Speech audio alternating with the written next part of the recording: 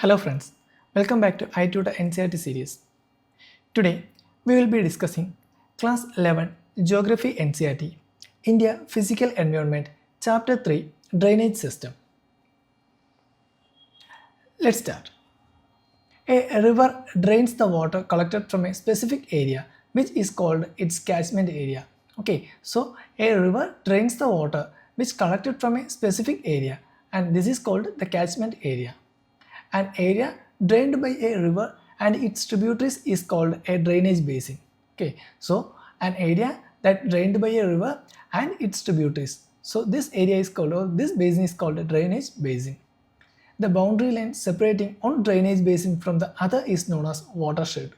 So the boundary line which separates one drainage from other, this is known as watershed. The catchment of large rivers are called river basins, while those of small rivulets are rills are often referred to as watersheds. There is, however, a slight difference between a river basin and a watershed. Watersheds are small in area, while the basin cover a large area. So, what is the difference between watersheds and basins? Because the watersheds are small in area. Okay, their area is very small, but at the same time the basins cover a large area. So that is the difference between watersheds and basins. River basins and watersheds are marked by unity. What happens in one part of the basin or watershed directly affects the other parts and a unit as a whole. That is why they are accepted as the most appropriate micro, meso or macro planning regions. Now, Indian drainage system may be divided on various bases. On the basis of discharge of water, that is orientations to the sea, it may be grouped into the Arabian Sea drainage. First one is the Arabian Sea drainage and the second one is the Bay of Bengal drainage. Okay, so there are mainly two types of drainage system. The first on the basis of discharge of water, we know we have Arabian Sea and Bay of Bengal. This is the Arabian Sea and this is the Bay of Bengal. Okay, so the first one is the Arabian Sea drainage. Okay, that is the river which carry water to this area or finally it's reached the Arabian Sea. That is called Arabian Sea drainage. Then the second one is the Bay of Bengal drainage. They are separated from each other through the Delhi Ridge, the Aravallis and the Sahyadris.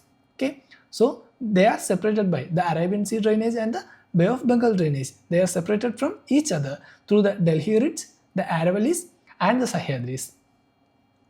Nearly 77% of the drainage area consisting of Ganga, the Brahmaputra, Mahanadi, the Krishna, etc. So, the 77% of drainage area consisting of Ganga, Brahmaputra, Mahanadi and the Krishna, etc. And this is oriented towards the Bay of Bengal. Okay, so the 77% oriented towards the Bay of Bengal region. Okay, examples Ganga, Brahmaputra, Mahanadi, Krishna, etc. Now, the 23% comprising the Indus, Narmada and the Tapi, the Mahi and the Periyar system. These drain to the Arabian Sea. Okay, so the 23% that drain to the Arabian Sea. So the 77% drain to the Bay of Bengal, that is Brahmaputra, Ganga, Mahanadi, Krishna, etc. Then 23% they are drained to the Arabian Sea. Example Indus, Narmada, Tapi, Mahi, Periyar, etc. Now, on the basis of the size of the watershed, the drainage basins of India are grouped into three categories. Okay, so here we discussed about the basis of discharge of water. Okay, so that is two types, Arabian Sea drainage and Bay of Bengal drainage. Here it is based on the size of watershed. Okay, so we can group them into three categories. First one, major river basin with more than 20,000 square kilometer of catchment area. So first one is major river basin. It includes 14 drainage basins such as the Ganga, the Brahmaputra, the Krishna, the Tapi, Narmada, the Mahi, the Pennar, the Sabarmati, the Barak, etc. Okay, so these are major river basins, which means these carry 20,000 square kilometer of catchment area. Okay, they have 20,000 square kilometer of catchment area. Example: Ganga, Brahmaputra, Pennar, Sabarmati, Barak, Narmada, Mahi, etc. Now, second one is medium river basin. Okay, first one is major river basins, second one is medium river basin with catchment area between 2000 to 20,000 square kilometer. Okay, so they are between 2000 to 20,000 square kilometer. Major river basin is more than 20,000 square kilometer. Okay, but the medium river basin is 2000 to 20,000 square kilometer, incorporating 44 river basins such as the Kalindi, the Periyar, the Meghna, etc. And the last one is minor river basins with catchment area of less than 2000 square kilometer, include fairly good number of rivers flowing in the area of low rainfall. Okay, so they include the rivers which are mainly in the area of low rainfall. Okay, so on the basis of size of watershed, we can classify the rivers into three basins. First one, major river basin with more than major river basin with more than 20,000. Okay, more than 20,000 square kilometer. Now, next one is the medium river basin. Medium river basin have 2,000 to 20,000. Have 2,000 to 20,000 square kilometer. Then the final one is minor river basins. They have less than 20,000. Less than 2,000 square kilometer. Okay, so that's about the basis of size of watershed. Now, many rivers have their sources in Himalayas and discharge their water either to Bay of Bengal or in the Arabian Sea. Now, large rivers flowing on the Peninsular Plateau have their origin in Western Ghats and discharge their water to the Bay of Bengal. The Narmada and the Tabi are two large rivers which are excepted. Okay, because they finally reach the Arabian Sea. Okay, all other rivers such as Mahanadi, then Kaveri, Krishna, they are reached in the Bay of Bengal. But at the same time, the Narmada and Tabi, they are large rivers which are reached to the Arabian Sea. They, along with many small rivers, discharge their water into Arabian Sea. Okay, so they discharge their water in the Arabian Sea. That is Narmada and Tabi. Okay, they are west flowing rivers. Now, on the basis of mode of origin, nature and characteristics, the Indian drainage may also be classified into the Himalayan drainage and the peninsular drainage. Although it has the problem of including the Chambal, the Betwa and the Sun, etc., which are much older in age and origin than other rivers that have their origin in the Himalayas. It is the most accepted basins of classification. Okay, so the other classification is the mode of including basis of the mode of origin, nature and the characteristics. So we can classify into two, mainly the Himalayan drainage and the peninsular drainage system. Now, drainage system of India. Indian drainage system consists of a large number of small and big rivers. It is the outcome of the evolutionary process of the three major physiographic units and the nature and characteristics of precipitation. So, first of all, the first one is the Himalayan drainage. The Himalayan drainage system has evolved through a long geological history. It mainly includes the Ganga, the Indus and the Brahmaputra river basin. Okay, so the Himalayan drainage system consists of Ganga, Brahmaputra and the Indus river system. Since these are fed both by melting of snow and precipitation, so they get water from melting of snow and precipitation. Rivers of this system are perennial. Okay, so these rivers are perennial. Perennial means they have water all the year. Okay, these rivers pass through a giant gorge carved out by the erosional activity carried on simultaneously with the uplift of the Himalayas. Beside deep gorges, these rivers also form V-shaped valleys, rapids and waterfalls in their mountain course. Okay, so these rivers create deep gorges, V-shaped valleys, rapids, waterfalls, etc.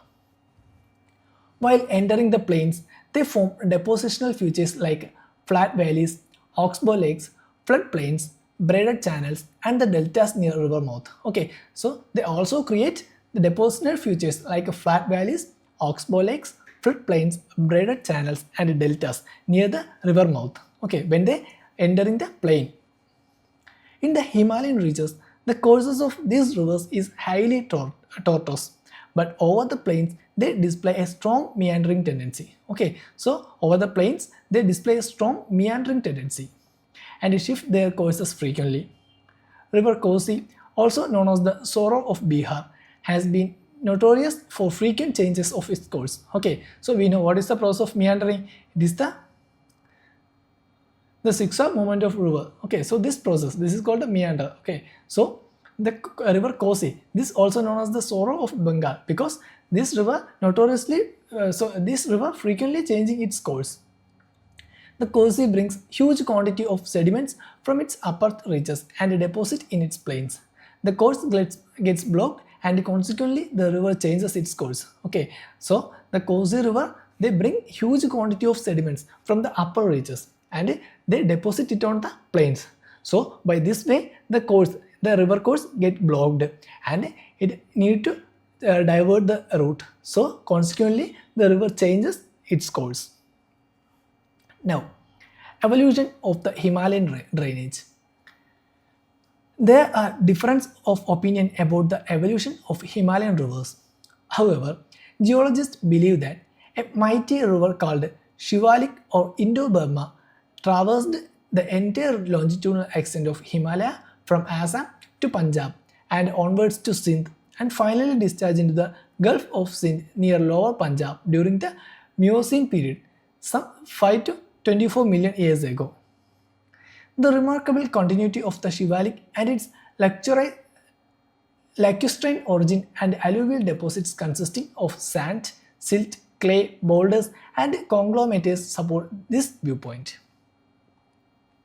It is opined that in due course of time, Indo-Brahma river was dismembered into three main drainage systems, that is the Indus and its 5 tributaries in the western part, then the Ganga and its Himalayan tributaries in the central part, then finally the stretch of Brahmaputra in Assam and its Himalayan tributaries in the eastern part.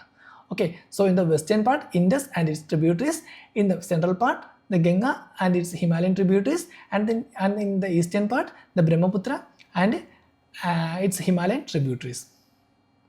The dismemberment was probably due to the Pleistocene upheaval in the western Himalayas, including the uplift of the Potwar Plateau, that is Delhi Ridge, which acted as a water divide between the Indus and the Ganga drainage system. Likewise, the downthrusting of the Malda Gap. This area between the Rajmahal Hills and the Meghalaya Plateau during the mid-Pleistocene period diverted the Ganga and the Brahmaputra system to flow towards the Bay of Bengal. Okay, so this is the evolution of Himalayan rivers. Now, let's deeply discuss about the Himalayan rivers, the river system of the Himalayan drainage. The Himalayan drainage consists of several river systems, but the following are the major river systems. We know mainly there are 3 river systems, that is the Indus system, the Ganga system, and the Brahmaputra. Now, the first one is the Indus system. It is one of the largest river basins of the world, covering an area of about 11 lakh square kilometer. Okay, so in India it is about 3 lakh square kilometer and a total length of 2,880 kilometer. India, it has 1,114 kilometer. Now, the Indus is also known as Sindhu, is the westernmost of Himalayan river in India. So Indus is the westernmost Himalayan river, which is in India. It originates from a glacier near the Bokharchu, that is 31 degree 15 minutes north latitude and 81 degree 40 minute east latitude in the Tibetan region at an altitude of 4,164 meter in the Kailash mountain ranges. Okay, in Tibet it is known as Singhai Kamban or the lion's mouth. Okay, so in Tibet it is known as the Singhai Kamban or the lion's mouth. After flowing in the northwest direction between Ladakh and the Saskar ranges, it passes through Ladakh and Baltistan. Okay, so after it flowing to the northwest direction and between the Ladakh and the Saskar range, and it passes through the Ladakh and Baltistan. It cuts across the Ladakh range, forming a speculator gorge near Gilgit in Jammu and Kashmir. It enters into Pakistan near Chillar in the Dardistan region. Okay, so this is the Indus River system. Now, the Indus receives a number of Himalayan tributaries such as Shyok, the Gilgit, the Saskar, the Hunsa, the Nubra, the Shigar, Grasting, and the Dras. Okay, so these are some of the tributaries from Himalayas. It finally emerges out of the hills near Attock, where it receives the Kabul River on its right bank. The other important tributaries joining the right bank of the Indus are Kuram, the Tochi, the Gomal, the Viboa, and Sangar. So these are some of the right bank tributaries of Indus. They all originate in the Suleiman ranges. So these all rivers or these all tributaries are originate from the Suleiman ranges. The river flows southward and receives Panjnad at little above Mithankot. Okay, so they flows to southward and receives Panjnad a little above Mithankot. The Panjnad means because the Panjnad is the name given to the 5 rivers of Punjab, that is Satluj, the Bias, the Ravi, the Chenab, and the Jhelum. Okay, so because of the 5 rivers, the place is given the name as Panjnad. It finally discharges into the Arabian Sea. The Indus flows in India only through Leh district in the Jammu and Kashmir. Okay, so this is about Indus. The Indus originates from the Himalayan mountains from near the Bokarachu glacier, and it is situated in the Tibetan region. Now then it flows westward and reached Arabian Sea. Okay, so this one. Now moving forward,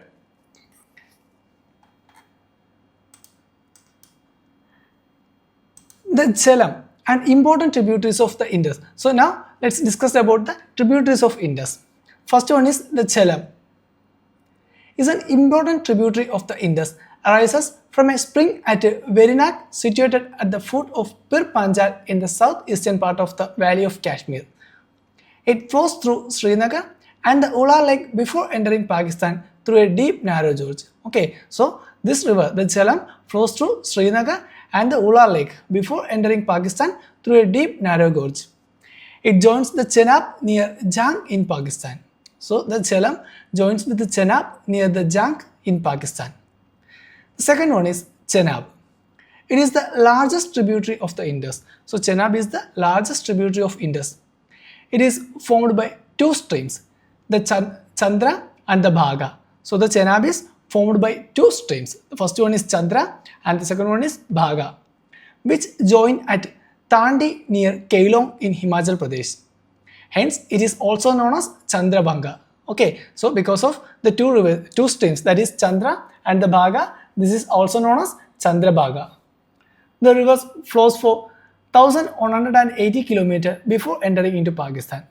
So this is the largest tributary. Chenab is the largest tributary of Indus and it's formed by 2 streams, that is Chandra and the Bhaga. So this is hence it is known as Chandrabhaga, and the river flows 1180 km before entering into Pakistan. The third tributary is Ravi. The Ravi is another important tributary of the Indus.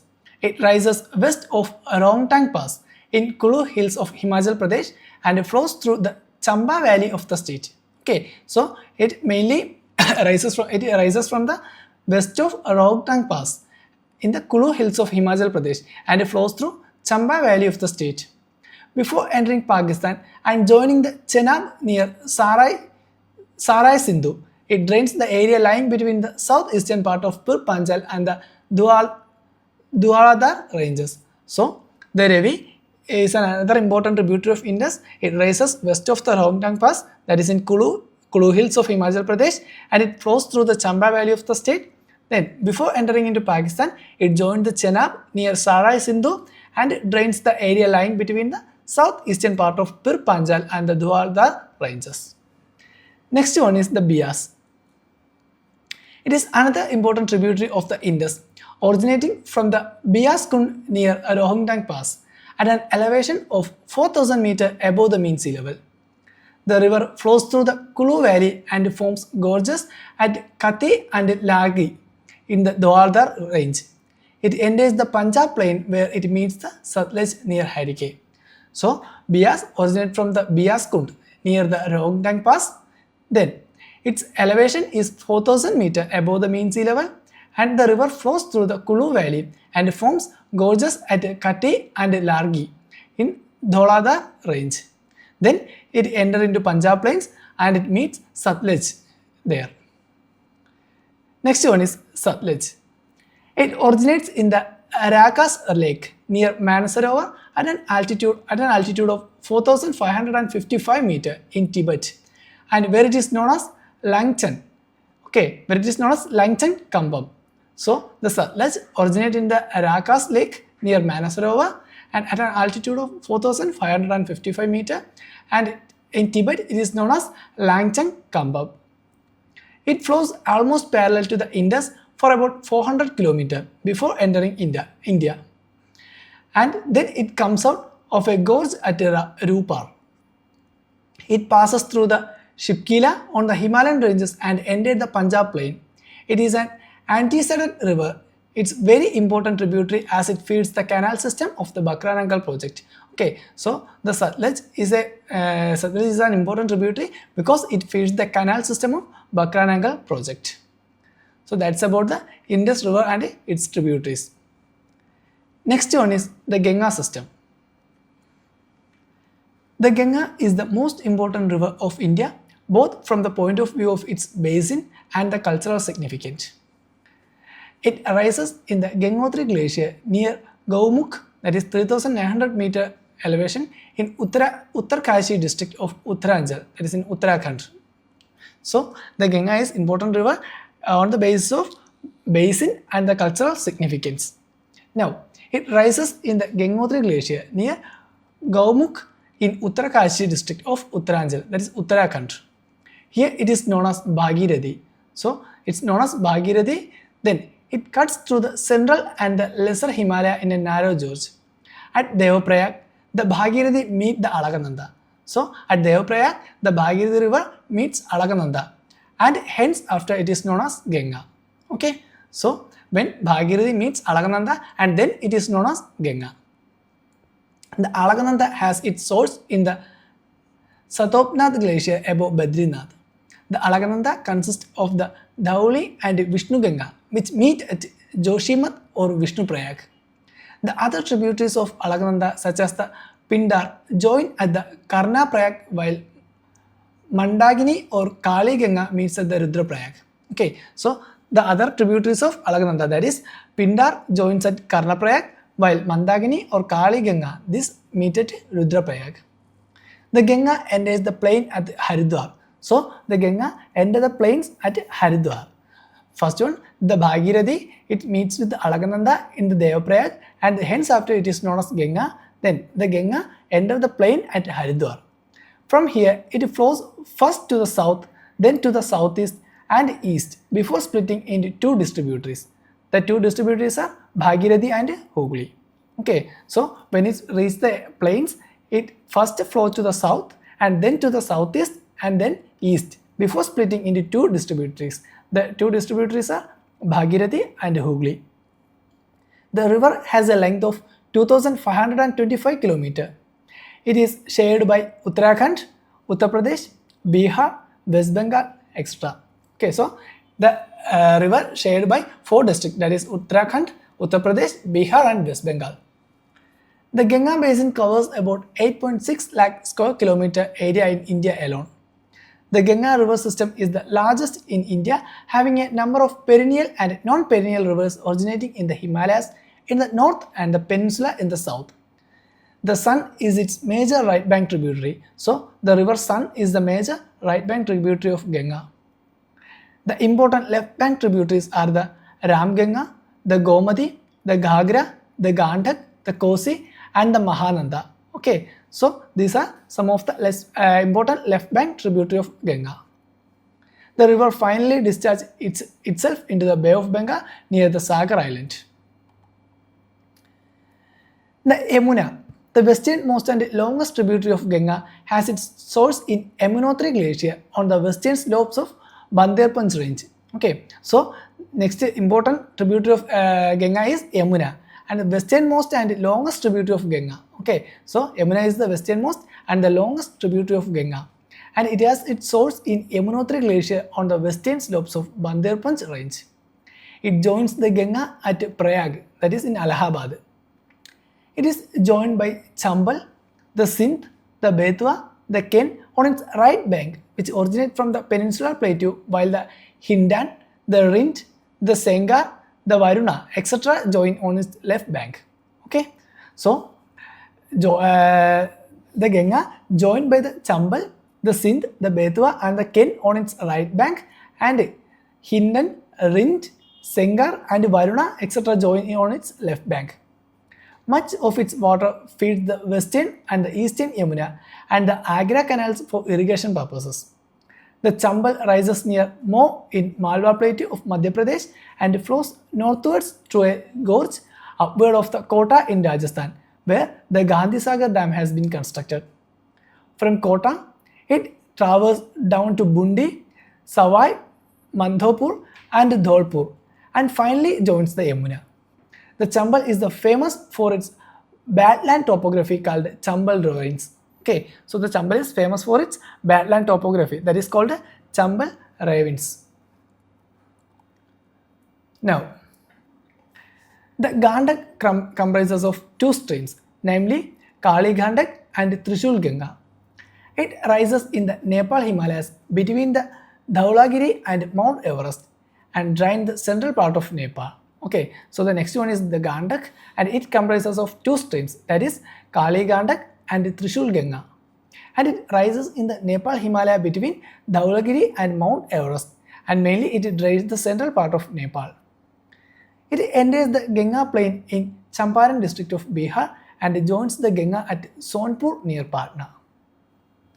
Next one is Gagra.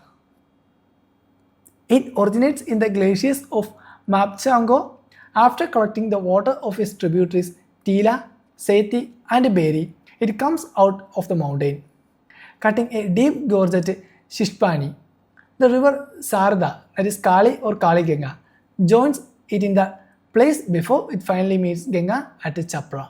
Okay, so the Gagra originates in the glacier of Mapchango. Then after collecting the water of its tributaries, that is the Tila, Seti and Beri, it comes out of the mountain, cutting a deep gorge at Shishpani, and the river Sarda or Kali or the Kali Ganga. It joins in the plain before it finally meets the Ganga at Chapra. Next one is the Kosi. It is an antecedent river with its source to the north of Mount Everest in Tibet, where its main stream Arun rises. Okay, so the Kosi rises from the Mount Everest in Tibet and its main stream is Arun. After crossing the central Himalayas in Nepal, it is joined by the Sun Kosi from west and the Tamur Kosi from the east. Okay, so after crossing the central Himalaya, that is in Nepal, it joined by the Sun Kosi from the west and the Tamur Kosi from the east. It forms Sapt Kosi after uniting with the river Arun. Okay, so after uniting with the river Arun, it forms Sapt Kosi. The Ramganga is comparatively a small river rising in the Gagwal hills near Gairsain. It changes its course to the southwest direction after crossing the Shivalik and enters into the plain of Uttar Pradesh near Najibabad. Okay, so the next one is the Ramganga. It's a small river, comparatively it's a small river, and it's rising from the Garhwal hills near Gairsain. Now, it changes its course into the southwest direction after crossing the Shivalik and enters into the plains of Uttar Pradesh near Najibabad. Then finally it joins the Ganga near the Kanauj. Okay, the Ramganga finally meets Ganga at Kanauj. Next one is the Damodar. The Damodar occupies the eastern margins of the Chota Nagpur Plateau, where it flows through a rift valley and finally joins the Hooghly. The Barakar is its main tributary. So Barakar is the main tributary of Damodar. Once known as the Sorrow of Bengal, the Damodar has been now tamed by the Damodar Valley Corporation,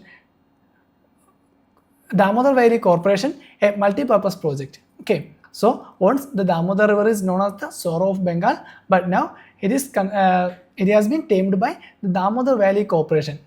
That is a multi-purpose project. The Sarada or Sarayu River rises in the Milan Glacier in the Nepal Himalayas, where it is known as the Gori Ganga. Along the Indo-Nepal border, it is called Kale or Chauk. Okay, so the Sarayu River or the Sarda River, it rises in the Milan Glacier in the Nepal Himalayas, and there it is known as the Gori Ganga. Along the Indo-Nepal border, it is called Kale or Chauk, where it joins the Gagra. Okay, so in this place or the Indo-Ganga border, it joins with the Gagra. The Mahananda is another important tributary of the Ganga, rising in the Darjeeling Hills. It joins the Ganga as its last left bank tributary in West Bengal. The Sun is the large south bank tributary of Ganga, originated in the Amarkantak Plateau. After forming a series of waterfalls at the edge of the plateau, it reaches Ara, west of Patna, to join the Ganga. So, the Sun is the largest south bank tributary of Ganga, and it is originating in the Amarkantak Plateau. Now, after forming a series of waterfalls at the edge of the plateau, it reaches Ara, west of the Patna, to join the Ganga. So that's about the Ganga and its tributaries. Now the final Himalayan river, that is Brahmaputra. The Brahmaputra, one of the largest rivers of the world, has its origin in the Chemayangtang Glacier of the Kailash Range near Manasarovar Lake. From here, it travels eastward longitudinally for a distance nearly 1200 km in a dry and flat region of southern Tibet, where it is known as the Sangpo, which means the purifier. Okay, so the Brahmaputra originates from the Chemayangtang Glacier of Kailash Range, that is near the Manasarovar Lake, and from there it flows eastward and it clears a distance of 1200 km in a dry and flat region of southern Tibet. And in southern Tibet, it is known as Sangpo, and which means purifier. The Rango Tangspo is the major right bank tributary of the river in Tibet. Okay, so in Tibet, the major tributary of the Brahmaputra is Rango Sangpo. It emerges as a turbulent and dynamic river after carving out a deep gorge in the central Himalayas near the Namcha Barwa. The river emerges from the foothills under the name of Siang or Dihang. It enters India west of Sadia town in Arunachal Pradesh. Okay, so it enters India in the Arunachal Pradesh state. Flowing southward, it receives its main left bank tributaries, that is Dibang or Sikang and Lohit. Thereafter, it is known as Brahmaputra. Okay, so when it entered India in the Arunachal Pradesh state, and it flowing southward and receives main left bank tributaries such as Dibang or Sikang and Lohit, and then it is known as Brahmaputra. The Brahmaputra receives numerous tributaries in 750 km long journey through the Assam Valley. Its major left bank tributaries are the Burhi Dihing, Dhansari, that is in south, and Kalang, where the important right bank tributaries are the Subansiri, Kameng, Manas, and Sangtoksh. Okay, so the main left bank tributaries are Burhi Dihing, Dhansari, and Kalang. Then main right bank tributaries are Subansiri, Kameng, Manas, and Sangtoksh.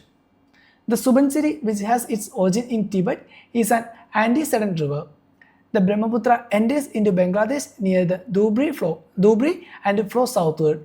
In Bangladesh, the Teesta joins it on the right bank, where its river is known as Yamuna. Okay, so when it reaches the Bangladesh or when it entered to Bangladesh, the Teesta join on its right bank, and from there the river is known as Yamuna, and it finally merges with the river Padma, where falls in the Bay of Bengal.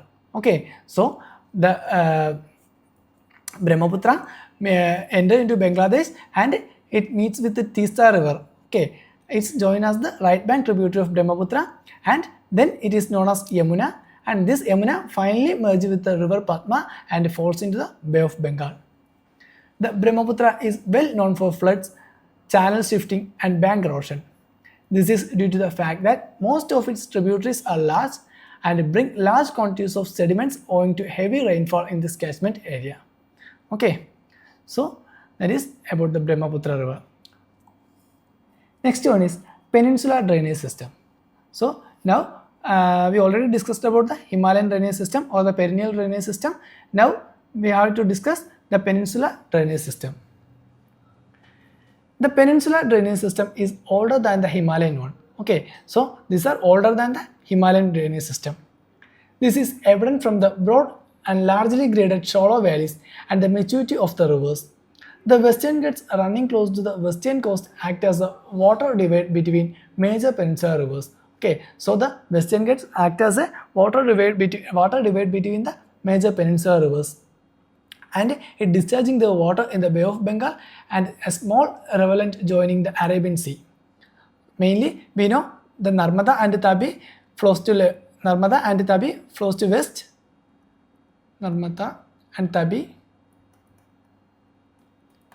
flows to westward and it finally drains into Arabian Sea. Okay. So if we consider India, this is Arabian Sea and here is the Bay of Bengal. So mainly the Narmada and Tabi flow westward and finally reach into Arabian Sea, and all other rivers are, most of the peninsular rivers are drained into Bay of Bengal. Okay. Now, most of the major peninsular rivers except Narmada and Tabi flows from west to east. The Chambal, the Sindh, the Betwa, the Ken, the Son originating in the northern part of the peninsula belong to the Ganga river system. The other major river systems of the peninsular drainage are the Mahanadi, the Godavari, the Krishna and the Kaveri. Peninsular rivers are characterized by fixed course, absence of meanders and non-perennial flow of water. Okay, so they are characterized by fixed course and absence of meanders and non-perennial flow. Okay. The Narmada and the Tapi, which flow through the Rift Valley, are however exceptions. Okay. Now, the evolution of peninsular drainage system. Three major geological events in the distant past have shaped the present drainage system of peninsular India. First one is the subsidence of the western flank of the peninsula, leading to its submergence below the sea during the early tertiary period. Generally, it has disturbed the symmetrical plan of the river and either side of the original watershed. The second one is upheaval of the Himalayas when the north flank of the peninsular block was subjected to the subsidence and the consequent throat faulting. The Narmada and the Tabi flow in the throat fault and fill the original cracks with their detritus materials. Hence, there is lack of alluvial and deltaic deposit in these rivers. Okay, so there is no alluvial and deltaic deposit for the Narmada Tabi rivers. Next, third one is slight tilting of the peninsular block from northwest to the southeastern direction gave orientation to the entire drainage system towards the Bay of Bengal during the same period. Now, the river systems of the peninsular drainage. There are a large number of river systems in the peninsular drainage. A brief account of the major peninsular river system is given below. The Mahanadi rises near the Sihua in Raipur district of Chhattisgarh and runs through Odisha to discharge its water into Bay of Bengal. Okay, so the Mahanadi rises near the Sihua in Raipur district, that is in Chhattisgarh, and it is run through Orissa to discharge its water into the Bay of Bengal. It is 851 km long and its catchment area spread over 1.42 lakh square kilometer. Some navigation is carried on in lower course of the river. 53% of the drainage basin of the river lies in Madhya Pradesh and Chhattisgarh, while 47% lies in Odisha. Okay, so the 53% of the drainage basin lies in the Madhya Pradesh and Chhattisgarh, and the 47% lies in Orissa. Next one, the Godavari. Godavari is the largest peninsular river system. It is also called the Dakshin Ganga. It rises in the Nasik district of Maharashtra and discharges water into Bay of Bengal. Its tributaries run through the states of Maharashtra, Madhya Pradesh, Chhattisgarh, Odisha and Andhra Pradesh. Okay, so the Godavari covers Maharashtra, Madhya Pradesh, Chhattisgarh, Odisha and Andhra Pradesh. It is 1,465 km long with a catchment area spreading over 3.13 lakh square kilometer, and 49% of this lies in Maharashtra, 20% lies in Madhya Pradesh and Chhattisgarh, and the rest in Andhra Pradesh. The Penganga, Indravati, Pranhida and the Manjira are the principal tributaries.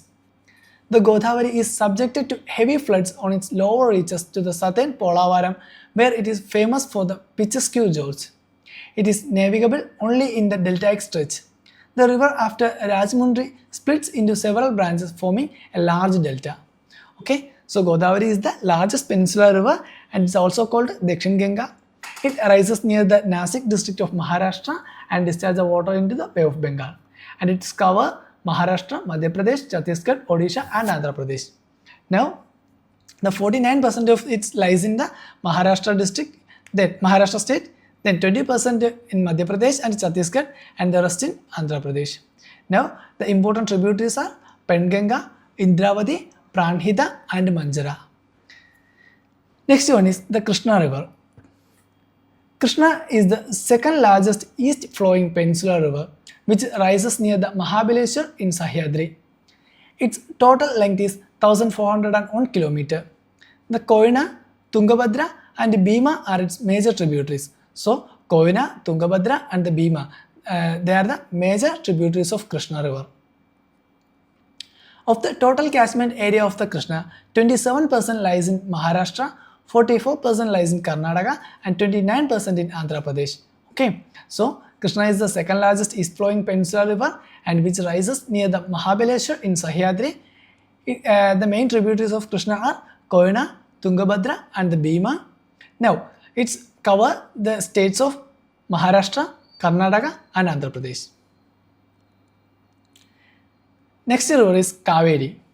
The Kaveri rises in the Brahmagiri hills of Kogadu district of Karnataka. Its length is 800 km and it drains an area of 81,155 square km. Since the upper catchment area receives rainfall during the southwest monsoon season and the lower part during the northeast monsoon season. Okay, so the upper catchment area receives rainfall from the southwest monsoon and lower part receives the rainfall from northeast monsoon season, that is in the winter season. The river carries water throughout the year with comparatively less fluctuation than the other peninsular river.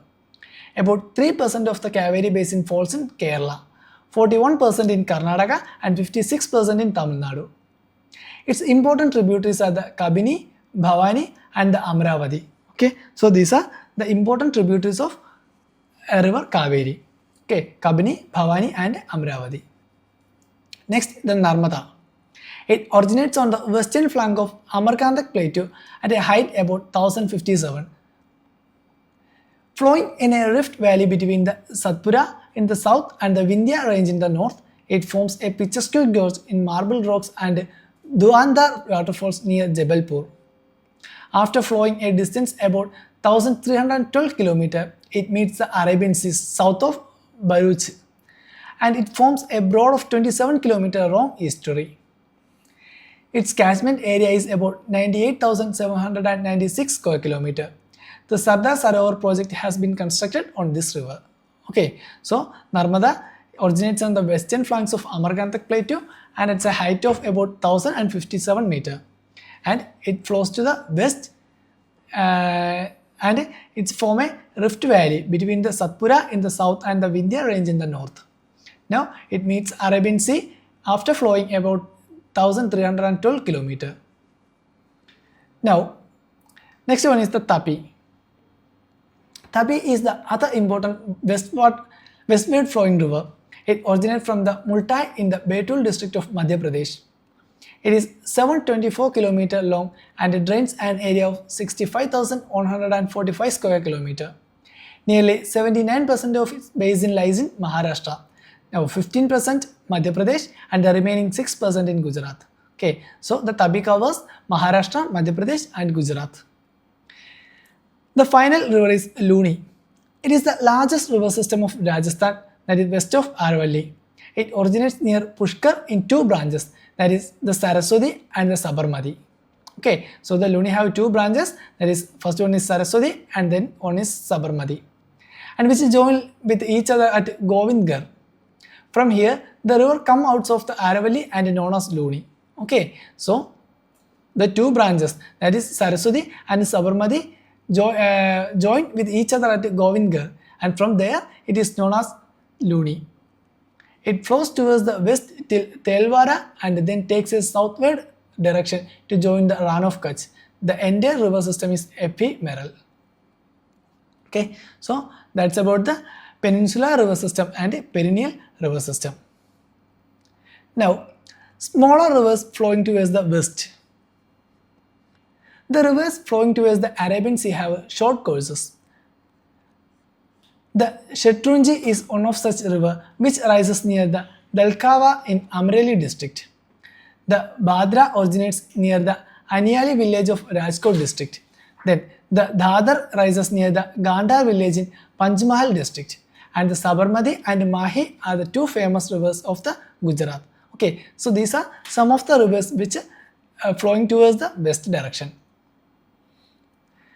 The Vaitarna rises from the Trimbak hills of Nasik district at the elevation of 670 meter. The Kali Nadi rises from the Belgaum district and falls in the Karwar Bay. The source of Beti river lies in the Hubli Darbar and traverses a course of 161 km. So these are some of the west flowing rivers. The Sharavati is another important river at Karnataka flowing towards the west. The Sharavati originates in the Shimonga district of Karnataka and it drains a catchment area of 2,209 square kilometer. Goa has two important rivers which can be mentioned here. One is Mandovi and other is Juari. And Kerala has a narrow coastline. The longest river of Kerala, that is the Bharatapuzha, rises near Annamalai hills. It is also known as Ponnani. It drains an area of 5,397 square kilometer, compares to its catchment area with of the Sharvati river in Karnataka. The Periyar is the second largest river of Kerala and its catchment area is 5,243 square kilometer. Okay, then you can see that there is a marginal difference in the catchment area of Bharatapuzha and the Periyar. Okay, look at this. The Bharatapuzha, it drained 5,397 square kilometer, but the Periyar have 5,243 square kilometer catchment area. Okay. Another river of Kerala worth mentioning in the Pamba river, which falls in the Vembona lake after traversing a course of 177 km. Now, small rivers flowing towards the east. There are a large number of rivers flowing towards the east along with their tributaries. There are small rivers which join the Bay of Bengal through small, and these are important, though small, these are important in their own right. The Subarnareka, the Baitrani, the Brahmani and the Vamsadhara, the Penna, the Palar and the Vaigai are important rivers. Okay. Now, comparison between the Himalayan and the Peninsular river. Look at this box. The table shows the comparison of Himalayan and the Peninsular river. Place of origin. Himalayan river. Himalayan mountain covered with the glaciers. So the origin of Himalayan rivers are from the Himalayan mountain. They are covered with glaciers. The Peninsular river mainly in the Peninsular Plateau and the Central Highland. Okay, they originate from the Peninsular Plateau and the Central Highland. Now, nature of flow. The Himalayan rivers are perennial. That is, they receive water from glacial and rainfall. That's why it's perennial rivers. Okay, there is water all over the year. But peninsular rivers are seasonal because they depend on the monsoon rainfall. Okay, they depend on monsoon rainfall, so they are seasonal rivers. Now, type of drainage. Antecedent and consequent leading to dendritic patterns in plains. But peninsular rivers superimposed, rejuvenated, resulting in trellis, radial and rectangular patterns. Now, nature of a river. Himalayan rivers have long course flowing through the rugged mountains, experiencing headwater erosion and river capturing. In plains, meandering and a shifting of course. Okay, so it also have features like meandering and shifting of course. But peninsular rivers are smaller and a fixed course with well adjusted valleys. Now catchment area. Himalayan rivers have a very large basin of catchment area, but peninsular rivers have a relatively smaller basin. The age of river is Himalayan rivers are young and youthful, active and deepening the valleys, but peninsular river is old rivers with a graded profile and have almost reached their base levels. Now, river regimes. Quantity of water flowing in a river channel is not the same throughout the year. It varies from season to season. The pattern of flow of water in a river channel over a year is known as its regime. Okay, so what is its regime? River regime means the pattern of flow of water in a river channel over a year is known as its regime. The North Indian rivers originating from the Himalayas are perennial as they are fed by glaciers through snow melt and also receive rainfall water during the rainy season. Okay, so the Himalayan rivers are perennial because why? Because they get rainfall during the rainy season and they are also fed by glaciers through the snow melt. The rivers of South India do not originate from glaciers and their flow patterns witness the fluctuations. The flow increases considerably during the monsoon rains. Thus, the regime of the rivers of South India is controlled by rainfall, which also varies from one part of the peninsular plateau to other. The discharge is the volume of water flowing in a river measured over time. So what is called a discharge? It's the volume of water flowing in a river measured over time. It is measured either in cusecs, that is cubic feet per second, or cumecs, that is cubic meters per second. Okay. The Ganga has its minimum flow during the January to June period. The maximum flow is attained either in August or in September. After September, there is a steady fall in the flow. The river thus has a monsoon regime during the rainy season. Okay, so the river Ganga has a monsoon regime during the rainy season. There are striking differences in the river regimes in the eastern and the western parts of the Ganga basin. The Ganga maintains a sizable flow in the early part of summer due to snow melt before the monsoon rains begin. The mean maximum discharge of the Ganga at Faraka is about 55,000 cusecs, while the mean minimum is only 1,300 cusecs. Okay, so the mean maximum discharge of Ganga is 55,000 cusecs, but the mean minimum is only 1,300 cusecs. The two peninsular rivers displaying interesting differences in their regimes compared to the Himalayan rivers. The Narmada has a very low volume of discharge from January to July, but it suddenly rises in August when the maximum flow is attained. Okay, so the Narmada have a very low volume of discharge from January to July, but it has suddenly rises in the August. The fall in October is as spectacular as the rise in August.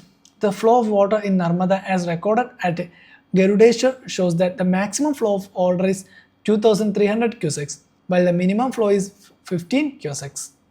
The Godavari has the minimum discharge in May and the maximum in the July-August. After August, there is a sharp fall in water flow, although the volume of flow in the October and November is higher than that in any other months from January to May. The mean maximum discharge of the Godavari at Polavaram is 3,200 cusecs, while the mean minimum flow is only 50 cusecs. These figures give an idea of the regime of the water. Okay, so that's about the river regime. Next, extent of usability of river water.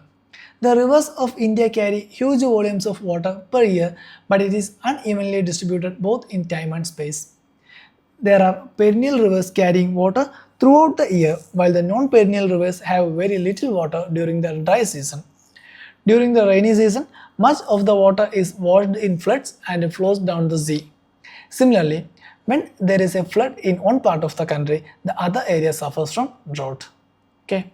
So have you seen the dirty waters of the cities entering into the rivers? Most of the cremation grounds are on the banks of river and the dead bodies are sometimes thrown into the river. On the occasion of some festivals, the flowers and the statue are immersed in the rivers. Large-scale bathing and washing of clothes also pollute river water. Okay, so that's about the river water. So this is the chapter. If you have any doubts, you can comment below. For more videos, do like, share and subscribe.